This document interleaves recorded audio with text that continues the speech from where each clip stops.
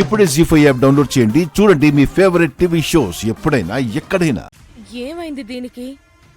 నా చిన్నతనంలో నా గురించి మా అమ్మ భయపడినట్టు దీని గురించి నేను భయపడాల్సి వస్తుంది.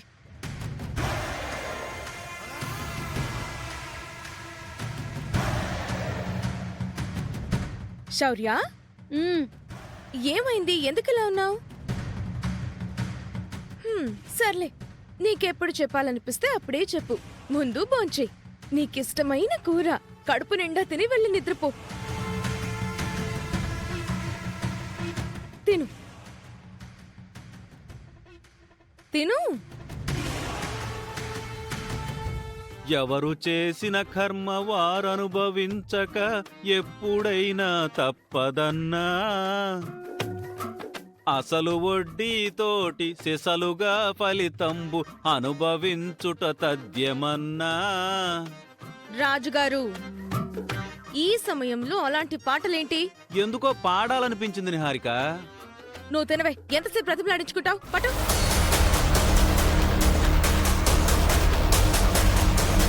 నిహారిక, శౌర్య దగ్గర నుంచి వేడిగాళ్ళు వస్తున్నాయి. ఏదో జరిగినట్టు అనిపిస్తుంది.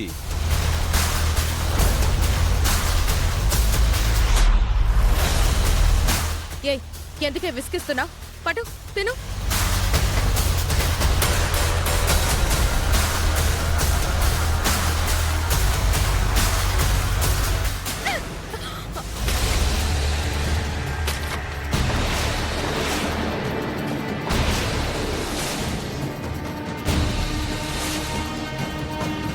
చెప్పానా? నేను అన్నానో లేదో అప్పుడే రియాక్షన్ కనిపించింది. ఏమైందే నీకు? ఎందుకు ఇలా ప్రవర్తిస్తున్నావు? బంగారం, ఏమైంది? మీ ఆణిముత్యం అన్నం ప్లేట్ని విసిరి కొట్టింది. నిహారిక, ఇందాక నేను పాడిన పాట ఈ సిచ్యువేషన్కి కరెక్ట్గా సూట్ అయినట్టుంది. పెద్దిరాజు!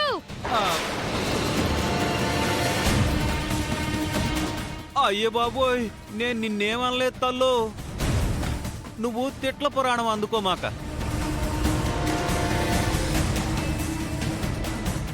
ఏమైంది తల్లి? స్కూల్ దగ్గర ఈ కట్టమనేని శౌర్యకు ఘోర అవమానం జరిగింది.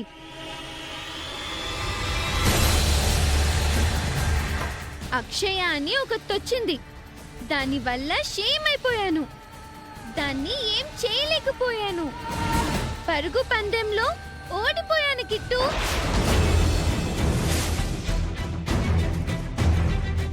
నేను సిద్ధం. నువ్వు సిద్ధమా? సిద్ధం. గుంజీలు తీయాలి, గుంజీలు తీయాలి. దాన్ని వదిలి వచ్చేయాల్సి వచ్చింది. నిహారిక పెంపకంలో రాటు తేలిన నువ్వు ఓడిపోయావా? అయితే ఇది నిజంగా అవమానమే. బాబా, నువ్వు పెట్రోల్ బైకు. అవును బామర్ది, నిహారిక లాంటి కన్నింగ్ తెలివితేటల్ని పుణికి పుచ్చుకుంది కదా. మరి ఓడిపోయేలా వస్తుంది, వదిలేసేలా వస్తుంది. రాజుగారు, రెచ్చగొట్టకండి. పౌరుషాలకు పల్నాడుగడ్డకు ఎంత పేరుందో నీకు అంత పేరుంది. మరి నీ పౌరుషంతో పెరిగిన నీ కూతురి పౌరుషం ఏమైంది? ఎందుకు వదిలేసొచ్చిందంటావు? ఆ పిల్లెవరో గాని మీ కూతురికి బాగానే ఝలక్కిచ్చింది. మా అమ్మ దర్శన భాగ్యం ఎంతో అదృష్టం. 2 కళ్ళు సరిపోవు. అదిగో అక్కడుంది చూడండి. ఆ రంగు చీరమ్మాయా? కాదు మేడం, అక్కడ చూడండి. రండి చూపిస్తాను.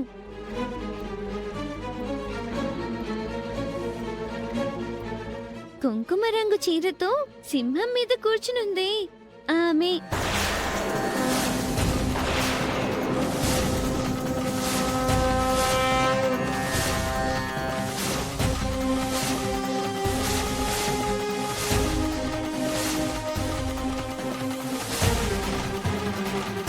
అభయహస్తాలతో కనపడుతుంది ఆమె.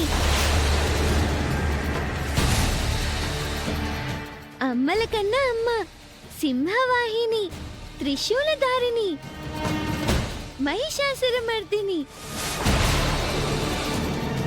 ఆ అమ్మే మా అమ్మ.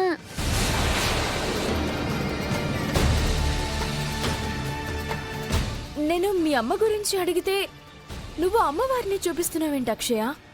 అంటే నువ్వింతకు ముందు నన్ను కలిసినప్పుడు చెప్పింది ఆ అమ్మ గురించే. మరి మీ అమ్మ?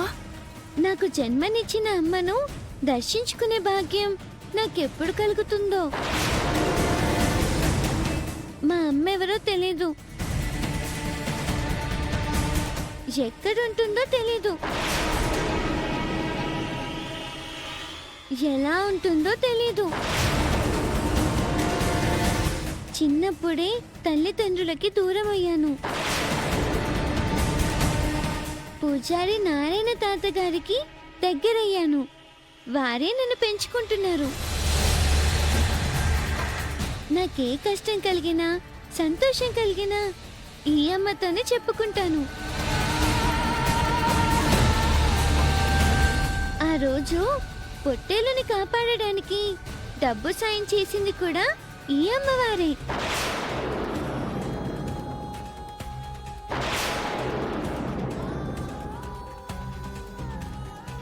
చిన్ననాటి నుంచి ఈ గుడినే నా ఇల్లుగా బ్రతుకుతూ అమ్మకు పరమ భక్తురాలైపోయాను.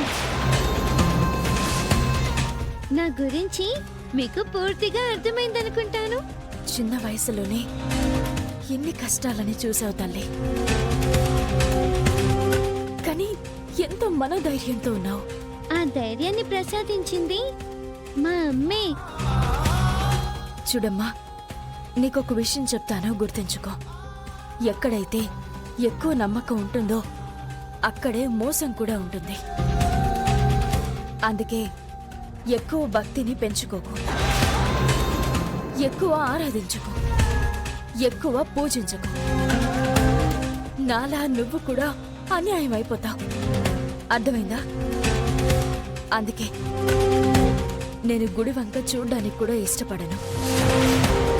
మీ వంటి వారు నా వంటి వారికి దైవాన్ని నమ్మమని చెప్పాలి కానీ నమ్మొద్దు అని చెప్పకూడదు.